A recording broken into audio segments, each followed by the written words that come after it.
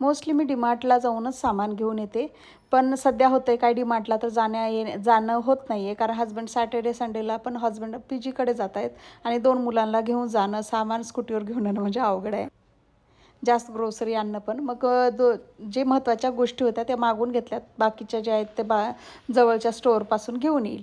मग डीमार्टचं सामान बघितलं, व्यवस्थित आलेलं सगळं. मग किचनमध्ये गेले, दुपारपासूनचे एवढे भांडे पडले होते ना, असं वाटत होतं की कधी एकदाचं आवरून घ्यावं. सगळे भांडे लावून घेतले, छोटे मोठे. आजकाल पावसाळ्यामुळे हे एक काम वाढलेलं आहे. छोटी मोठी भांडी अजिबात वाळत नाहीत, त्याला कपडेनी सुकून घ्यावी लागतात. आणि मुलं शाळेतून दुपारीच आलेली, त्यांना लागलेली भूक, तर म्हणलं पोहे देवांशला आणि श्रीयूला पोहे जास्त आवडतात. मग दोघांनाही पोहे बनवून दिले आणि श्रीयूला दिले, तर त्याचं चालू होतं की मम्मी तू मला खाऊ घाल.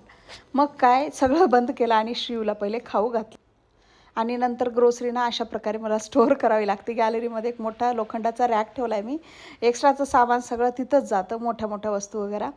मग मला ग्रोसरी आवरून घेऊ, कारण बराचसा टाईम झाला. लहान पोरांनी दुपारी चॉकलेट खाऊन एवढी चिकट फरशी केलेली ना, मी म्हणते चिकट काय लागते कारण मी दुपारी थोडंसं व्हिडिओ एडिट करते वेळेस ह्यांनी चॉकलेट खाऊन सगळं फरशीने केलेलं.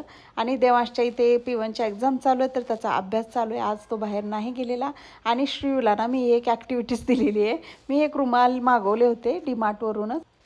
तर म्हणलं तू ना हे सगळं अनपॅकिंग कर, नाहीतर मला आता थोडंसं मॉप करून घ्यायचं, तो माझ्या मागे मागे फिरणार. म्हणून त्याला एका जागी बसवला आणि हे रुमालचा बंच दिला. आणि बघू शकता तुम्ही, आता मॉपची स्टिक मागवली मी.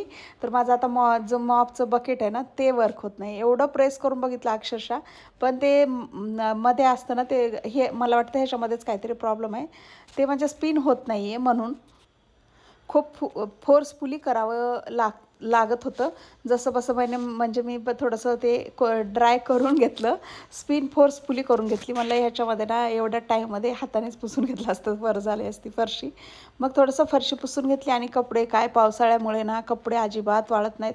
2 दिवसाचे एक वेळेस, 3 दिवसाचे एक वेळेस अशा प्रकारे कपड्यांच्या ना घड्या घालून ठेवाव्या लागतात. आणि सगळ्यात बोरिंग काम मला हे वाटतं कपडे फोल्ड करणं, कारण वेगवेगळे कपडे, प्रेसचे वेगळे ठेवा, शिवचे वेगळे, देवांशचे वेगळे, डेली यूजचे वेगळे, नवीन कपडे असेल तर त्या कपडे वेगळे म्हणजे फोल्ड करून ठेवणे.